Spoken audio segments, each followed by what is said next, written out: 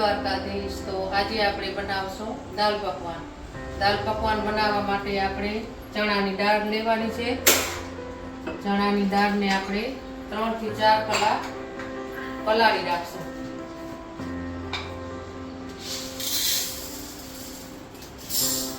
તો 2 વાટકી આ ચણાની દાળ લીધી છે,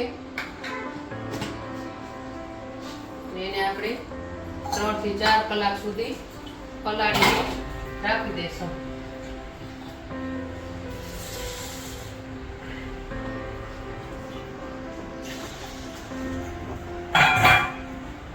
વરસાદ જેવું હવામાન હોય એટલે તો આવી વસ્તુ ખાવાની બહુ જ મજા આવે।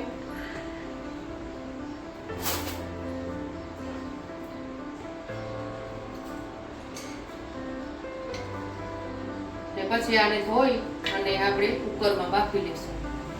આપણે આમાં લોટ બાંધવામાં મીઠું રાખશું અને આ મેંદાનો લોટ છે,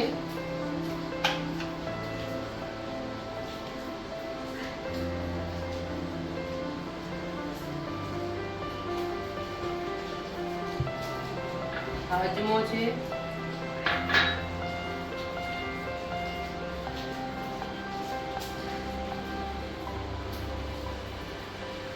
અને આ જીરું।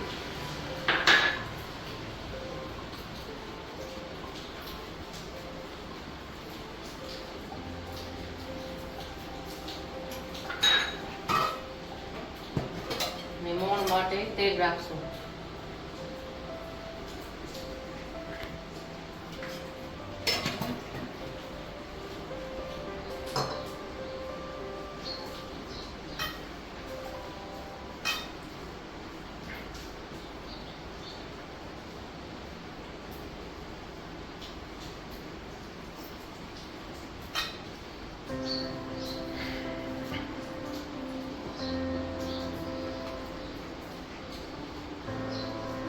જરૂર મુજબ પાણી રાખતો જવાનો, લોટને સારી રીતે મસળી લેવાનો।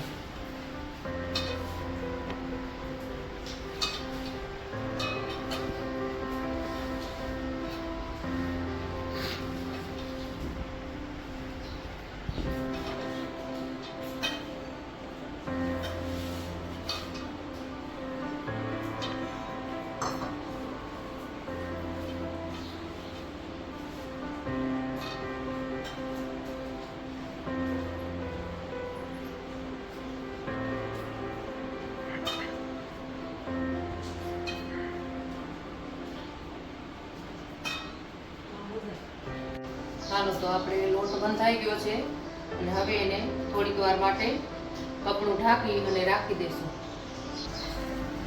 ચાલો, તો આપણે દાળ પલળી ગઈ છે, તો એને કુકરમાં રાખી દઈશું અને બાફવા માટે મૂકી દઈશું। એમાં આપણે મીઠું નાખશું અને થોડીક હળદર અને હિંગ, થોડું તેલ રાખશું।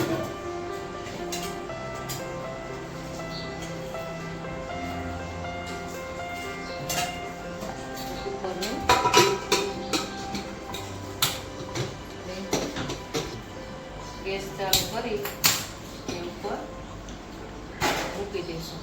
ચાલો, તો આપણે લોટ બરાબર સેટ થઈ ગયો છે, એને આપણે રોટલીની જેમ વણી લેશું। પણ આમાં કાંઈ લોટ કે તેલ કે કાંઈ લેવાનું નથી, આવી રીતે જ એને વણી લેવાનું છે।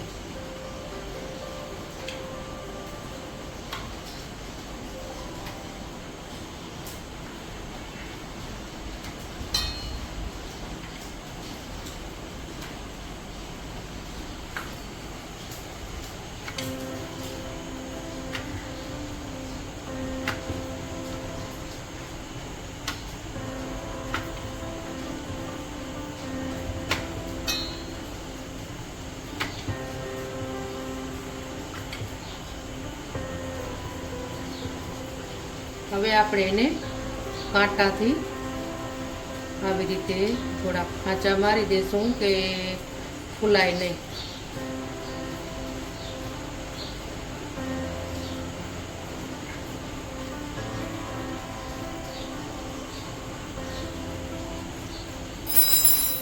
હવે આપણે તૈયાર થઈ ગયું છે. આવી જ રીતે બધા આપણે વણી લેશું.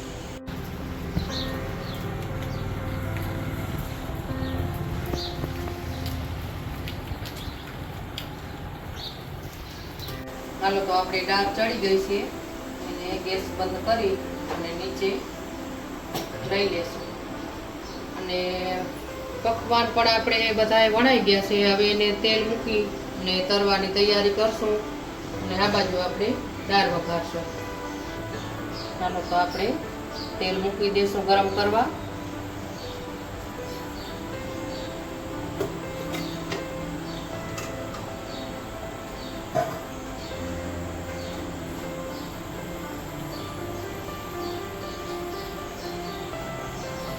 તો આપણે તેલ ગરમ થઈ ગયું છે અને પકવાન બનાવવા માટે હવે આપણે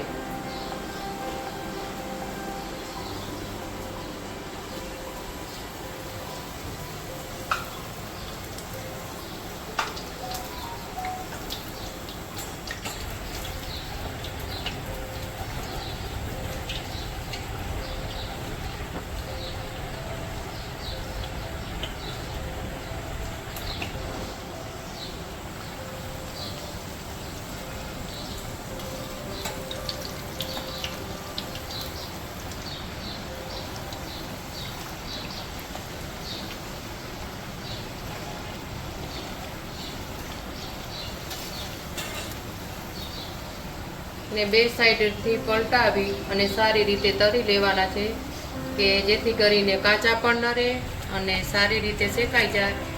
આપણે તરાઈ જાય તો એકદમ ક્રન્ચી થાય. અને આને ફૂલાવવાના નથી.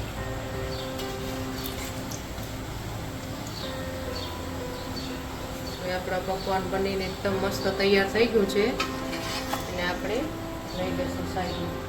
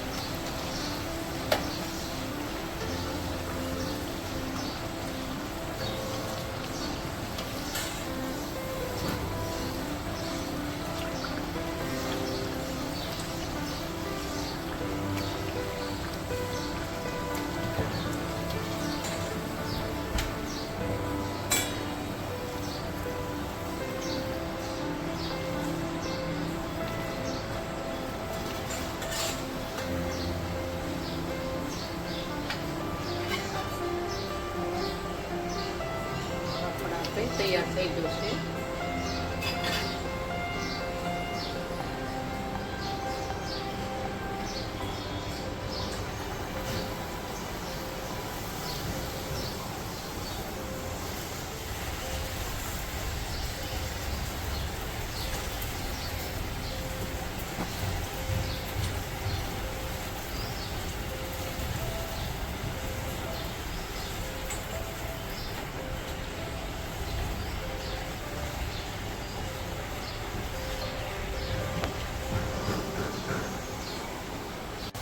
આ જો આપણા પકવાન બનીને થઈ ગયા છે તૈયાર.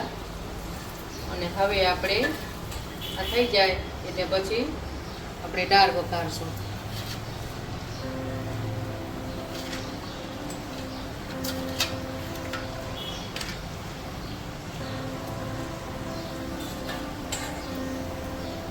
ને આપણે આ ગમે એ નાસ્તો ઘરે બનાવીએ તો એનો સ્વાદ અને બહારેથી તમે લ્યો એનો સ્વાદ કેટલો ફરક આવે એ તમે જોજો ઘરે એકવાર બનાવીને.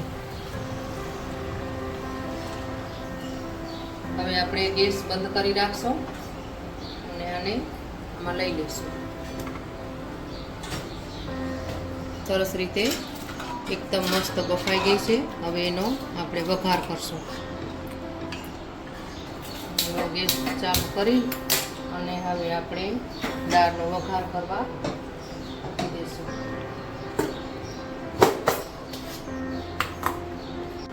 તેલ ગરમ થઈ ગયું છે. હવે એમાં આપણે જીરું રાખી દઈશું.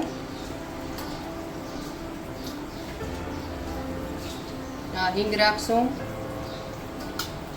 થોડીક હળદર અને મરચાં.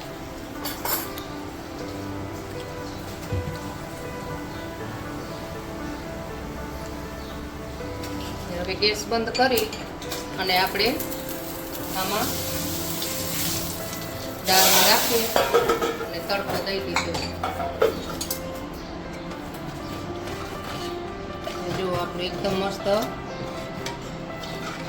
દાળ ને પકવાન તૈયાર થઈ ગયા.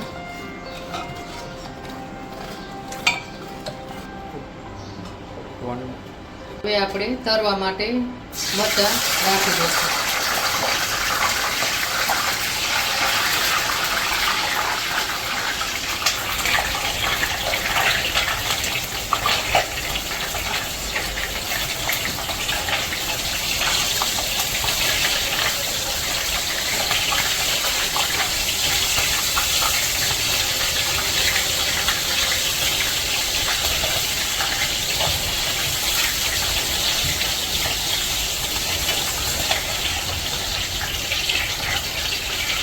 મરચાં તરાઈ ગયા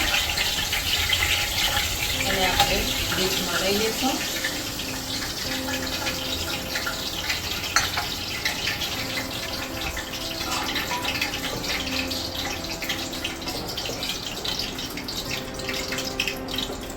હવે આપણે દાળ, પકવાન, તરેલા મરચાં અને આ ડુંગળી સર્વ કરશું એમાં. અને વિડીયો કેવો લાગ્યો તમને જરૂર કહેજો અને લાઈક, શેર ને સબસ્ક્રાઈબ કરવાનું ભૂલતા નહીં.